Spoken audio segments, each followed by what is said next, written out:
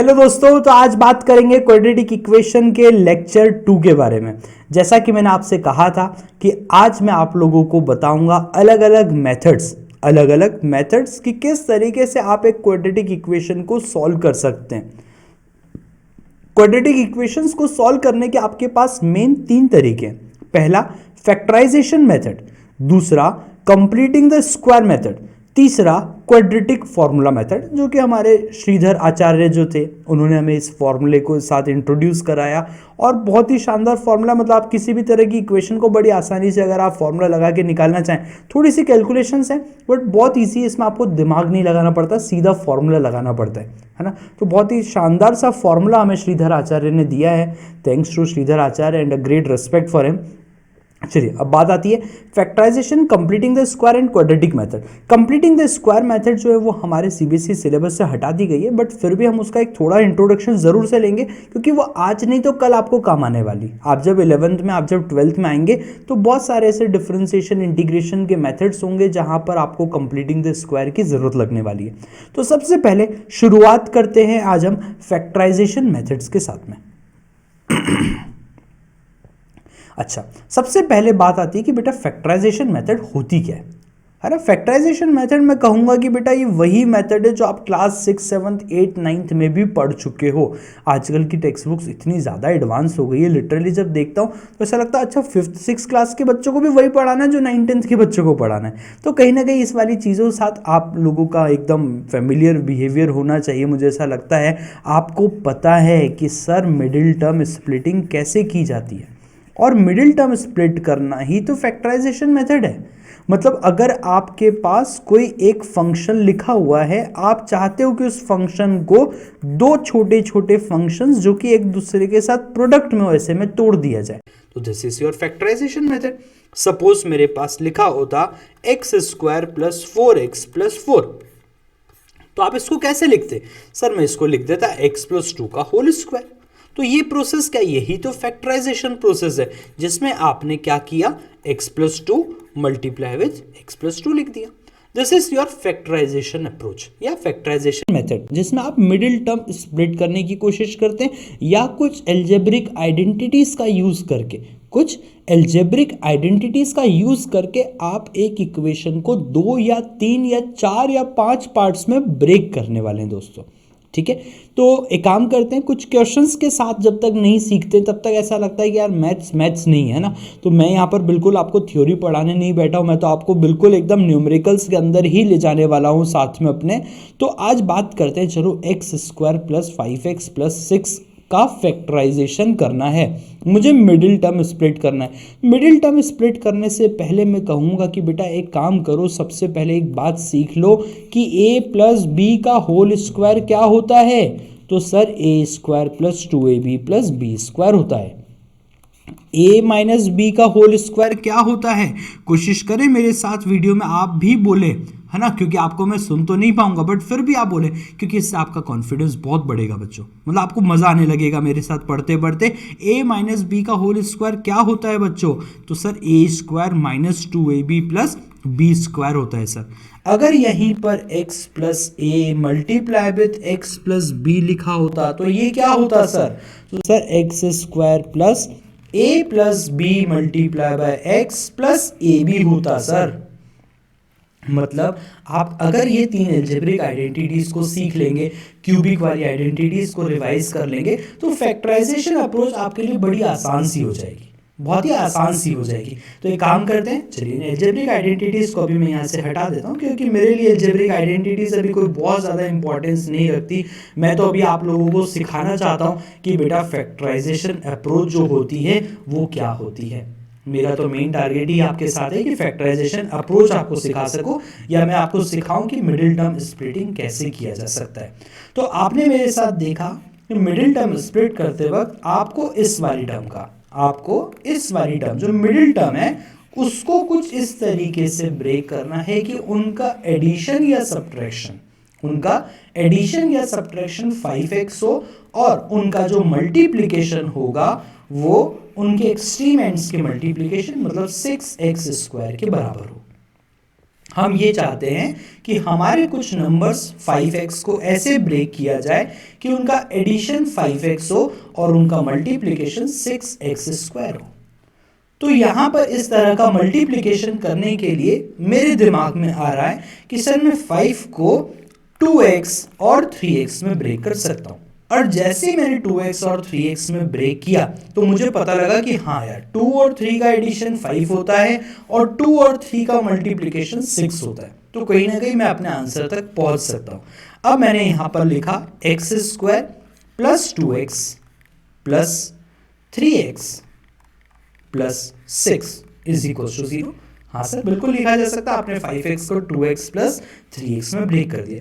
आप यहां से जब x को कॉमन लेंगे तो यहां पर आपके पास आएगा x प्लस 2 प्लस यहां पर आपके पास 3 कॉमन होगा तो यहां पर आएगा आपके पास again x plus 2 is equal to 0। अब आप यहां से x प्लस 2 को अगर कॉमन ले लेते हैं तो आपकी इक्वेशन बनती है x plus 3 multiply by x plus 2 is equal to 0। So by using the factorization method आपने मिडिल टर्म स्प्लिट करके यहां पहुंचे और अब आप अपना फाइनल आंसर बताने वाले हैं। आप एक बार x प्लस 3 को 0 से इक्वेट करेंगे तो x की वैल्यू होगी -3 के बराबर, और एक बार जब आप x प्लस 2 को 0 से इक्वेट करेंगे तो आपकी वैल्यू होगी x की वैल्यू -2 के बराबर। Means using the factorization method आपने दोनों आंसर -3 और दूसरा -2, ये दोनों इसके क्या हो गए, पॉलिनोमियल के रूट्स हो गए या क्वाड्रेटिक इक्वेशन के रूट्स हो गए जिन पे इसकी वैल्यू जो है वो 0 के बराबर आएगी। आई होप कि आपको ये वाला प्रॉब्लम बिल्कुल क्लियर होगा। अब इसी तरह के हम एक आध एग्जांपल्स और सॉल्व करते हैं। अब मुझे ऐसा लगता है कि आप फेमिलियर होते जा रहे होंगे मेरे एक पैटर्न के साथ में। सबसे पहले हम थ्योरी पढ़ेंगे, सबसे पहले हम फॉर्मूलेज तैयार करेंगे, फिर हम कुछ 2-3 सॉल्व एग्जाम्पल्स साथ में क्लास में सॉल्व करेंगे और फिर उसके बाद एज यूजुअल कुछ क्वेश्चंस मैं आप लोगों के लिए एज असाइनमेंट दूंगा जो आप मुझे कमेंट बॉक्स में बताएंगे कि उनके जवाब क्या है ना। चलिए सेकंड क्वेश्चन उठाते हैं। मैंने बिल्कुल पहले जैसा ही कुछ लिया है, बस यहां पर कुछ साइंस बदल दिए बेटा मैंने, तो इसलिए मैंने इस क्वेश्चन को चूज किया है ताकि देख करके ऐसा लग रहा है सर कि 5x तो 2 और 3 में ब्रेक होगा और 6 मल्टीप्लिकेशन आ रहा है तो इसको कहीं 2 और 3 में ब्रेक कर सकते हैं क्या, लेकिन नहीं हो पाएगा बेटा ऐसा, क्योंकि जब मैं 2 और 3 में ब्रेक करूंगा मतलब मैं -2 और -3 में अगर ब्रेक करूंगा तो वो -5 तो हो जाएगा, बट इनका मल्टीप्लिकेशन तो सर 6 आ रहा है। इनका मल्टीप्लिकेशन तो सर 6 आ रहा है, बट आपको मल्टीप्लिकेशन तो -6 चाहिए था। आपका मल्टीप्लिकेशन तो -6 चाहिए था, तो कहीं ना कहीं मैं ऐसे ब्रेक नहीं कर पाऊंगा।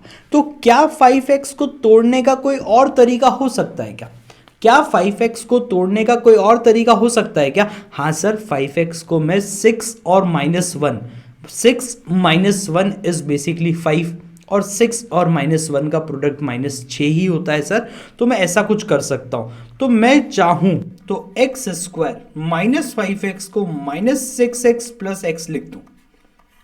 -5x को अगर मैं -6x प्लस x लिख देता हूं तो सोच के देखिए दोस्तों, बिल्कुल -6x plus x is -5x और -6 इंटू x² जो है वो आपका -6x² के बराबर आ रहा है। अब आप यहां पर x को कॉमन ले लें तो ये x -6 हो जाएगा, प्लस 1 को कॉमन ले तो x -6, मतलब आपके पास यहां पर होगा x प्लस और होगा साथ में x -6 इज इक्वल टू 0। तो this is your final factorization approach. अब इसके बाद क्या करना है, बहुत आसान है सर, एक बार x प्लस 1 को 0 रखना है और एक बार x -6 को 0 रखना है। मतलब एक बार x की वैल्यू -1 आ गई सर और एक बार x की वैल्यू 6 आ गई सर। मतलब ये दो आपके बेसिकली रूट्स हो गए। क्वाड्रेटिक इक्वेशन मतलब 2 डिग्री मतलब 2 रूट्स, तो हमेशा 2 रूट्स आपको वहां पर देखने को मिलेंगे। चलिए एक और क्वेश्चन लेते हैं, साथ में सॉल्व करते हैं। यहां पर अब मैंने x² का जो कोफिशिएंट है वो थोड़ा सा बदल दिया ताकि हमेशा x² न रहे यहाँ पर। यहाँ 9x² -3x -2 है, मतलब मल्टीप्लिकेशन करने पर एक नंबर -18 आ रहा है और एडिशन या सब्ट्रैक्शन से यहाँ जो नंबर आ रहा है वो -3 हो रहा है। तो अब वीडियो को पॉज करें या सोचे, थोड़ा सा वीडियो को पॉज करके सोचने की कोशिश करें कि क्या फैक्टर्स यहाँ पर हो सकते हैं सर, जिनका मल्टीप्लिकेशन -18 हो और जिनका एडिशन और सब्ट्रैक्शन -3 हो। सोचिए फटाफट से। तो अगर आपको जवाब मिल गया हो, मुझे तो जवाब मिल चुका है। 6 और 3 अगर मैं ले लेता हूं बेटा, 6 और 3 अगर मैं ले लेता हूं तो 6 और -3 करने पर कुछ 3 मिलता है और 6 और 3 करने पर मल्टीप्लिकेशन से -18 मिलता है। साइन का मुझे ध्यान रखना पड़ेगा, तो साइन को ध्यान रखते हुए मैं यहां लिखता हूं 9x² minus 6x plus 3x minus 2 is equal to 0। और यहाँ पर अब मैं 3x को जब कॉमन लेता हूँ तो यहाँ पर मेरे पास बचा 3x माइनस 2 प्लस यहाँ पर मेरे पास फिर से बचा 1 और 3x minus 2 is equal to 0। अब आप यहाँ पर 3x प्लस 1 और 3x माइनस 2 इस तरीके से फैक्टर्स बना सकते हैं। और जब आप इनको इक्वेट करेंगे 0 के साथ तो x की वैल्यू आपके पास -1/3 आ रही है।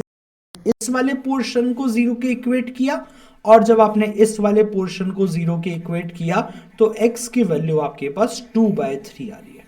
So these are basically two roots of the quadratic equation आपने फैक्टराइजेशन अप्रोच से सॉल्व किए।